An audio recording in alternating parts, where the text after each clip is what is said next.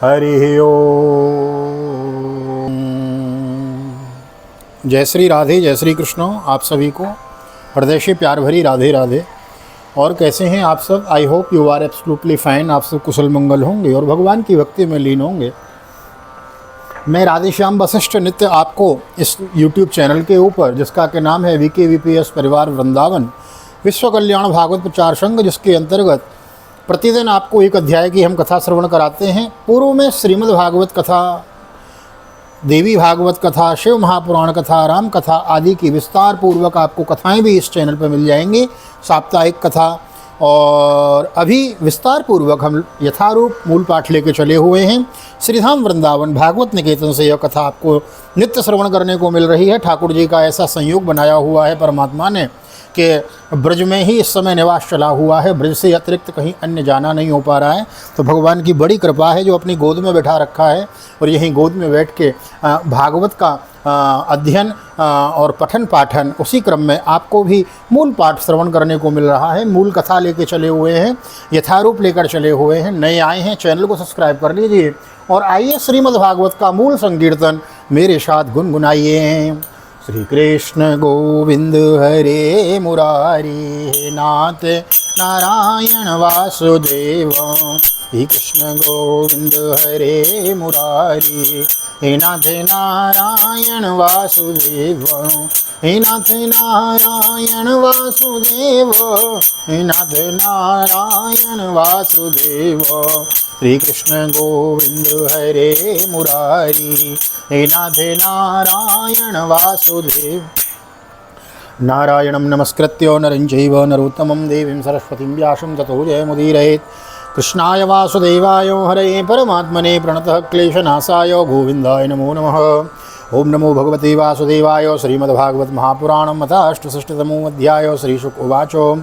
दुर्योधनसुतां राजन् लक्ष्मणां समितिञ्जय स्वयंवरस्थामहरत् साम्भोजाम्बवती सुतः कौरवाकुपिता ऊर्जुर्दुर्विनीतो यमर्वको कदर्थीकृत्य न कन्यामकामामहरद्बलात् वदनीते मम दुर्विनीतं किं करिष्यन्ति वृष्णयोः।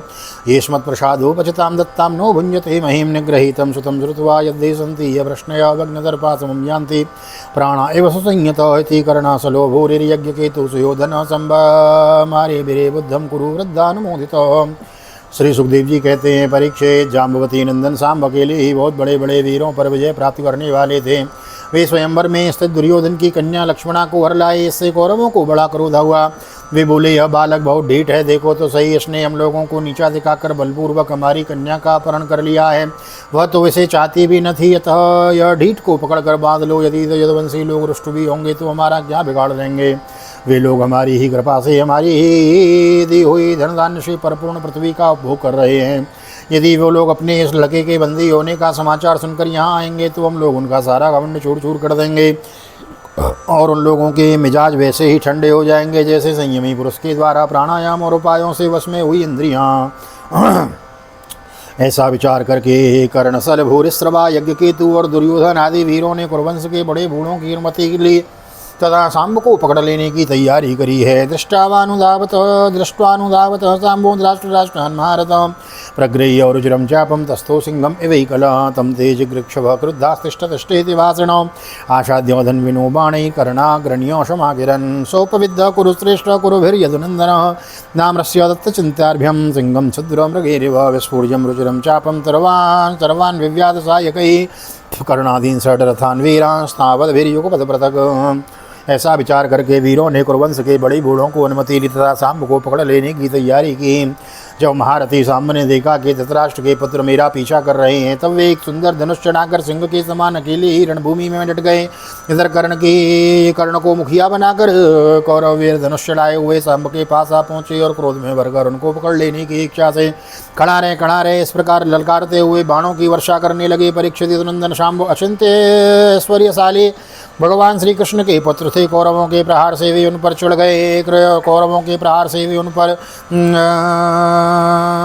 गए और जैसे सिंह तुच्छ हरिणों का पराक्रम देखकर चढ़ जाता है, सांब ने अपने सुंदर धनुष का टंकार करके कर्ण और आदि 6 वीरों पर जो अलग अलग 6 रथों पर सवार थे 6 बाणों के से एक साथ अलग अलग प्रहार किया है।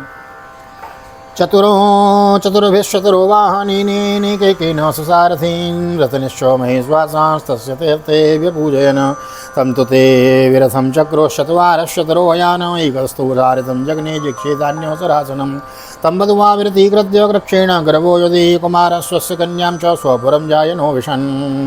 उनमें से चार चार बाण उनके चार चार घोड़ों पर, एक एक उनके सारथियों पर, एक एक उन महान धनुषधारी रथी वीरों पर छोड़ा सांब के इस अद्भुत अस्तलाघव को देखकर विपक्षी वीर भी मुक्त कंठ से उनकी प्रशंसा करने लगे। इसके बाद उन 6 वीरों ने एक साथ मिलकर सांब को रथहीन कर दिया। 4 वीरों ने एक एक बाण से उनके 4 घोड़ों को मारा, एक ने सारथी को और एक ने सांब का धनुष काट डाला। इस प्रकार कौरवों ने युद्ध में बड़ी कठिनाई और कष्ट से सांब को रथहीन करके बांध लिया और इसके बाद वे उन्हें तथा अपनी कन्या लक्ष्मणा को लेकर जय मनाते हुए हस्तिनापुर लौट आए। तच्छ्रुत्वा नारदोक्तेन राजन् संजातमन्यव कुरुन् प्रत्युद्यमं चक्रुरुग्रसेन प्रचोदितो शान्तित्वात्तान् राम सन्नद्धान् वृष्णिपुङ्गवान् नैक्षत्कुरूणां वृष्णीनां कलिं कलिमलापः जगामो हस्तिनपुरं रथेनादित्यवर्चसो ब्राह्मणे कुलवृद्धेश व्रतश्चन्द्रो एव ग्रही गत्वा गजा वयं रामो बाह्योपनमास्थितोद्धवं प्रेषयामास धृतराष्ट्रं बभूत्सया। परीक्षित नारद जी से यह समाचार सुनकर यदुवंशियों को बड़ा क्रोध आया। वे महाराज उग्रसेन की आज्ञा से कौरवों पर चढ़ाई करने की तैयारी करने लगे। बलराम जी कलह प्रदान कलयुग के सारे पाप ताप को मिटाने वाले हैं। उन्होंने कुरुवंशियों और यदुवंशियों के लड़ाई झगड़े को ठीक न समझा। यद्यपि यदुवंशी अपनी तैयारी पूरी कर चुके थे, फिर भी उन्होंने उन्हें शांत कर दिया और स्वयं सूर्य के समान तेजस्वी रथ पर सवार होकर हस्तिनापुर गए। उनके साथ कुछ ब्राह्मण और यदुवंश के बड़े बूढ़े भी गए। उनके बीच में बलराम जी की ऐसी शोभा हो रही थी मानो चंद्रमा ग्रहों से घिरे हुए हों। हस्तिनापुर पहुंचकर बलराम जी नगर के बाहर एक उपवन में ठहर गए और कौरव लोग क्या करना चाहते हैं इस बात का पता लगाने के लिए उन्होंने उद्धव जी को धृतराष्ट्र के पास भेजा है। जगामो हस्तिनपुरं रथेनादित्यवर्चसो ब्राह्मणे कुलवृद्धेश्च व्रतश्चन्द्रो इव ग्रहे गत्वा गजा वयं रामो बाह्योपवनमास्थितो उद्धवं प्रेषयामास धृतराष्ट्रं बभूत्सया वन्द्याम्बिकापुत्रं भीष्मं द्रोणं च बाहुलिकं दुर्योधनं च विधिवत् राममागतमब्रवीत तेति प्रीतास्माकर्ण्य प्राप्तं रामं सुवत्तमं तमर्च यत्वाभियो सर्वे मंगलपाणया। उद्धव जी ने कौरवों की सभा में जाकर धृतराष्ट्र भीष्म पितामह द्रोणाचार्य बाहुलिक और दुर्योधन की विधि पूर्वक अभ्यर्थना की, वंदना की और निवेदन किया कि बलराम जी पधारे हैं। अपने परम मितेश्री और प्रियतम बलराम जी का आगमन सुनकर कौरवों की प्रसन्नता की सीमा न रही। वे उद्धव जी का विधि पूर्वक सत्कार करके अपने हाथों में मांगलिक सामग्री लेकर बलराम जी की अगवानी करने के लिए चले। तम संगम्य यथान्यायं नंगामर्घ्यं च निवेदयनि तेषां ते यत्त प्रभावाज्ञा प्रणेमो शिरसावलं बन्धून् कुशलिना श्रुत्वा पुष्ट्रास्य मनामयं परस्परमथो रामो भवासे विक्लवं वचो उग्रसेनो क्षितिशेषो यदवो वाज्ञापयत् प्रभो तदव्यग्रधिय श्रुत्वा कुरुष्वद्दं वा विलम्बितं कुरुध्वं वा विलम्बितां यदि यूयं भौनकस्त्वैवं जित्वा धर्मेण धार्मिकम् अद्वदनीतात्तं नस्य बन्धूनामेक्यकाम्यया वीर्यशौर्य बलोन्नद्धमात्मशक्ति समं बचो गुरुवो बलदेवस्य निसम्यो चौकुर्पकोपितो। फिर अपनी अपनी अवस्था और संबंध के अनुसार सब लोग बलराम जी से मिले तथा उनके सत्कार के लिए उन्हें गौ अर्पण की एवं अर्घ्य प्रदान किया। उनमें जो लोग भगवान बलराम जी का प्रभाव जानते थे उन्होंने सिर झुकाकर उन्हें प्रणाम किया। तदनंतर उन लोगों ने परस्पर एक दूसरे का कुशल मंगल पूछा और यह सुनकर के सब भाई बंधु सकुशल हैं। बलराम जी ने बड़ी धीरता और गंभीरता के साथ यह बात कही। सर्वसमर्थ राजा धीराज महाराज उग्रसेन, तुम लोगों को एक आज्ञा दी है। उग्रसेन ने तुम लोगों को एक आज्ञा दी है, उसे तुम लोग एकाग्रता और सावधानी के साथ सुनो और अविलंब उसका पालन करो। उग्रसेन जी ने कहा है कि हम जानते हैं कि तुम लोगों ने कईयों ने मिलकर अधर्म से अकेले धर्मात्मा सांब को हरा दिया है और बंदी बना लिया है। यह सब हम इसलिए सह लेते हैं कि हम संबंधियों में परस्पर फूट न पड़े, एकता बनी रहे। अतः अब झगड़ा मत बढ़ाओ, सांब को उसकी नववधू के साथ हमारे पास भेज दो। परीक्षित बलराम जी की वाणी वीरता, शूरता और बल पर उसकी उत्कर्ष से परिपूर्ण और उनकी शक्ति के अनुरूप थी। यह बात सुनकर कुरुवंशी क्रोध से तिलमिला उठे। वे कहने लगे, अहो महच्चित्रमिदं कालगत्यो दुरत्ययो आरुरुक्षत्युनुपानाद वै शिरो मुकुटसेवितम् एते योनेन सम्बन्धा सहसय्यासनासन वृष्णेऽस्तुल्यतां नीतो अस्मद्यत्तन्नपासन चामरभ्यजने शङ्खो मातपत्रं च पाण्डुरं किरीटमासनं सय्यां भोजन्त्यस्मदुपेक्षयो अलं यदूनां नरदेव लाञ्छनैर्दातुं प्रतीपे फणिनामिवावृतं ये स्मत्प्रजादोपचिता यादव आज्ञापयन्त्यद्य गतत्र पावतो कथमिन्द्रोऽपि कुरुर्भीष्म द्रोणार्जुन कप कथमिंद्रोऽपि कुरुभिर भीष्म द्रोणार्जुनादिभिः यदत्तमवरुन्धित सिंहग्रस्तमिवोरुणः। अहो यह तो बड़े आश्चर्य की बात है, सचमुच काल की चाल को कोई टाल नहीं सकता। तभी तो आज पैरों की जूती उस सिर पर चढ़ना चाहती है जो श्रेष्ठ मुकुट से सुशोभित है। इन यदुवंशियों के साथ किसी प्रकार हम लोगों ने विवाह संबंध कर लिया, ये हमारे साथ सोने बैठने और एक पंक्ति में खाने लगे। हम लोगों ने भी इन्हें राज सिंहासन देकर राजा बनाया, अपनी बराबर बना लिया। ये यदुवंशी चंवर पंखासन श्वेत छत्र मुकुट राज सिंहासन और राजोचित सैया का उपयोग इसलिए कर रहे हैं कि हमने जानबूझकर इस विषयों में उपेक्षा कर रखी है। बस अब यह हो चुका। यदुवंशियों के पास अब राज चिन्ह रहने की आवश्यकता नहीं, उन्हें उनसे अब छीन लेना चाहिए। जैसे सांप को दूध पिलाने वाले के लिए ही घातक है, वैसे ही हमारे दिए हुए राज चिन्हों को लेकर ये यदुवंशी हमसे ही विपरीत हो रहे हैं। देखो तो भला, हमारी ही कृपा प्रसाद से तो इनकी बढ़ती हुई और अब ये निर्लज्ज होकर हम ही पर हुक्म चलाने लगे हैं। शोक है। जैसे सिंह का ग्रास कभी भेड़ा नहीं छीन सकता, वैसे ही यदि भीष्म द्रोण अर्जुन आदि कौरववीर जानबूझकर न छोड़ दें न दे दें तो स्वयं देवराज इंद्र भी किसी वस्तु का उपभोग कैसे कर सकते हैं। श्री सुकोवाचो जन्म बंधु श्री उन्नद्ध मदास्ते भरतर्षभोवाश्रव्यो रामं दुर्वाच्यो मसभ्यां परमाविशन दृष्ट्वा करुणां दौशील्यं श्रुत्वा वच्चान चाच्युतो अवोचत् कोपसंरं दो दुष्प्रेक्ष्य प्रसन्मो नूनं नानामदुन्नद्धा शान्तिं नैक्षत्य साधवो तेषां हि प्रसमोदण्डं प्रसूनां लघुडो यतो अहो यदूनं सुरसन्रं धान् कृष्णं च कुपितं सनैः सान्त्वेत्यावमेतेषां सममीक्षानः गतः तैमे मन्दमतयो कलः विरता कलौ तं मामवाग्याप्य मुहुर्दोर् भासान् मानिनो ब्रुवन्नो ग्रसेन किल विवोरभोजवृष्णन्दकेश्वर सक्रादयो लोकपालाय स्यादेशानुवर्तिनो। श्री सुखदेव जी कहते हैं, परीक्षित कुरुवंशी अपनी कुलीनता, बांधवों, परिवार वालों, भीष्मादि के बल और धन संपत्ति के घमंड में चूर हो रहे थे। उन्होंने साधारण शिष्टाचार की भावी परवाह नहीं की और वे भगवान बलराम जी को इस प्रकार दुर्वचन कहकर हस्तिनापुर लौट गए।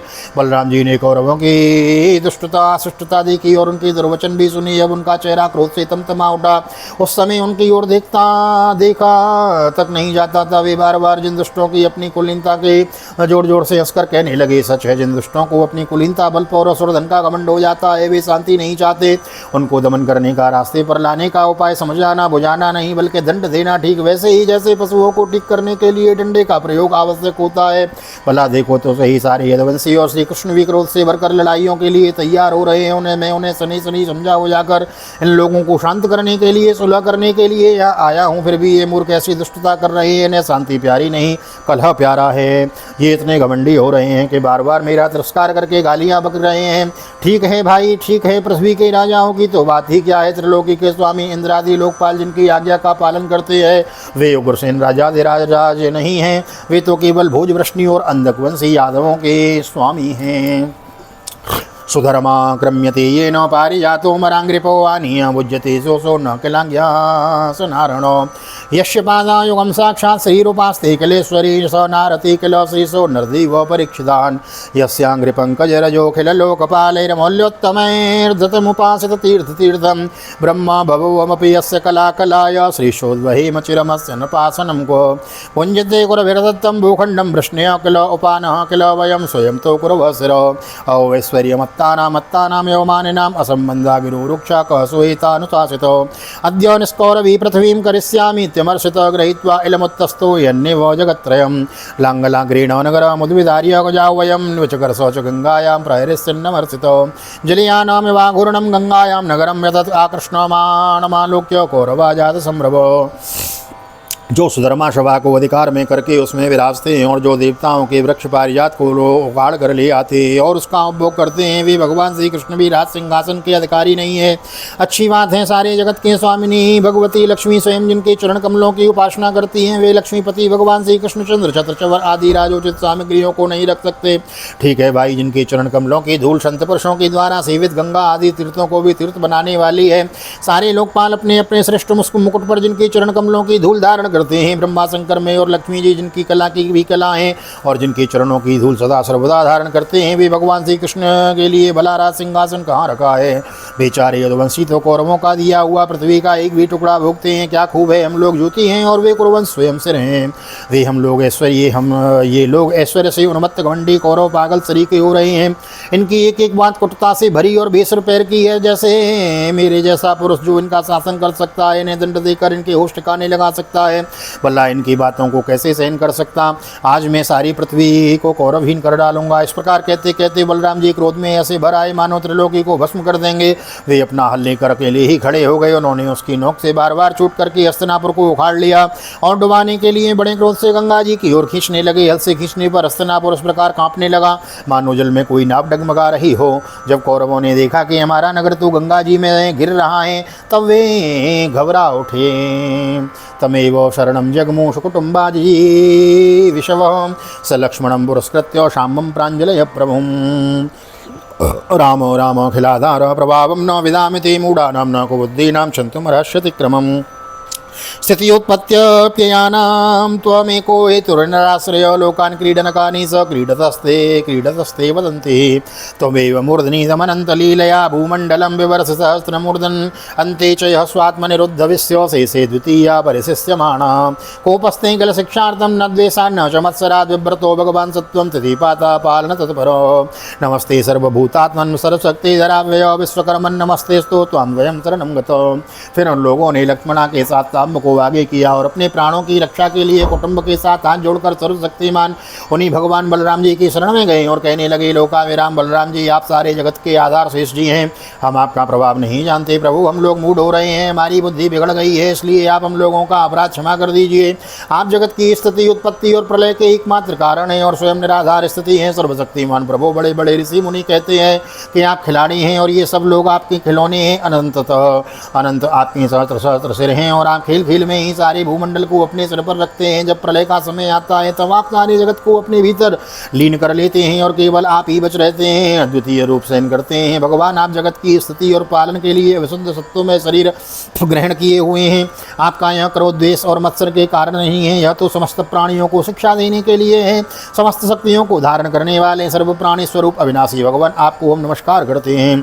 समस्त विश्व के रचयिता देव, हम आपको बार बार नमस्कार करते हैं। हम आपकी शरण में हैं, आप कृपा करके हमारी रक्षा कीजिए। श्री शुकोवाचो एवं प्रपन्ने संविघ्नैर्विपमानाय निर्बल प्रसादितो सुप्रसन्नो मां भेष्टेत्यभयं ददौ। दुर्योधन पारिबरः कुञ्जरान् षष्ठेहायनान् ददौ च द्वादशाशतान्योक्तानि तुरङ्गमान् रतानां षट्सहस्राणि रोक्माणां सूर्यवर्चसां दासीनां निष्ककण्ठीनां सहस्रं द्वित्रिवत्सलः। श्री सुखदेव जी कहते हैं, परीक्षित, कौरवों का नगर डगमगा रहा था। वे अत्यंत घबराहट में पड़े हुए थे। जब सबके सब कुरुवंशी इस प्रकार भगवान बलराम जी की शरण में आए और उनकी स्तुति प्रार्थना की, तब वे प्रसन्न हो गए और डरो मत ऐसा कहकर उन्हें वरदान दिया। परीक्षित, दुर्योधन अपनी पुत्री लक्ष्मणा से बड़ा प्रेम करता था। उसने दहेज में 60 वर्ष के 1200 हाथी, 10,000 घोड़े, सूर्य के समान चमकते हुए सोने के 6,000 रथ और सोने की हार पहनी हुई 1,000 दासियां प्रदान की हैं। प्रतिगृह्य तु तत्सर्वं भगवान् शातुतर्षभ ससुत सष्णुष प्रागात् सुहद्भिरभिनन्दितः।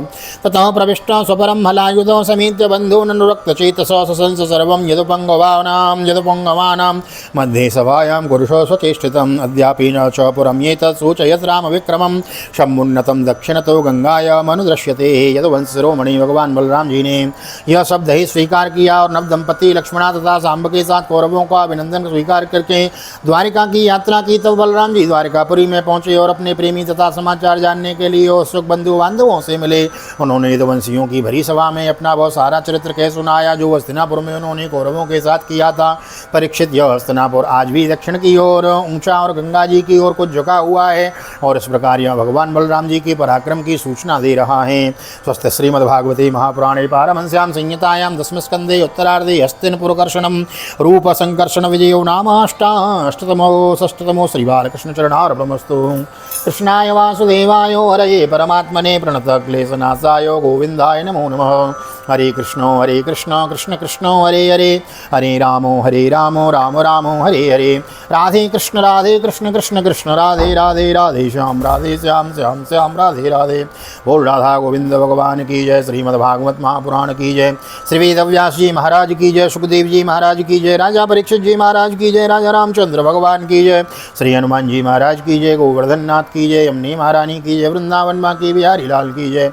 गैया मैया की जय। तुलसी मैया की जय। अपने अपने माता पिता की जय। सद्गुरुदेव भगवान की जय। आज के आनंद की जय। जय श्री राधे श्री राधे श्री राधे श्याम। जय जय राधे जय जय श्याम। सबको मिले वृंदावन धाम। ऐसी प्रार्थना मेरी ठाकुर जी के चरणों में। यहाँ तक वीडियो बनी है, वीडियो को लाइक कर दीजिए, शेयर कर दीजिए, कमेंटों में भागवत भगवान की जय लिख दीजिए। आजकल थोड़ी व्यस्तता चल रही है, घर में नए नए दो बालक आए हैं। आपको मालूम है, एक बिटिया का जन्म हुआ था पिछले साल दिसंबर में, और अभी नाती का जन्म हुआ है अभी अप्रैल में ही। तो इस प्रकार 2 बालकों का, नए मेहमानों का आगमन VKVPS परिवार में हुआ है, जिसके कारण व्यस्तता थोड़ी अधिक बढ़ गई है। फिर भी मैं 2-1 दिन में आपके लिए एक अध्याय की कथा लाने का प्रयास करता हूं। तो प्लीज़ श्रवण करें, नोटिफिकेशन आए मिस न करें, उसे खोलें, श्रवण करें, बालकों को सुनाएं, बुजुर्गों को सुनाएं। नए आए हैं चैनल को सब्सक्राइब किए बिना न जाएं। मिलते हैं अगले अध्याय में, तब तक के लिए श्रीधाम वृंदावन भागवत निकेतन ठाकुर जी का दर्शन करते हुए आप सभी को हृदय से प्यार भरी जय श्री राधे, जय श्री कृष्ण, हरि ओम।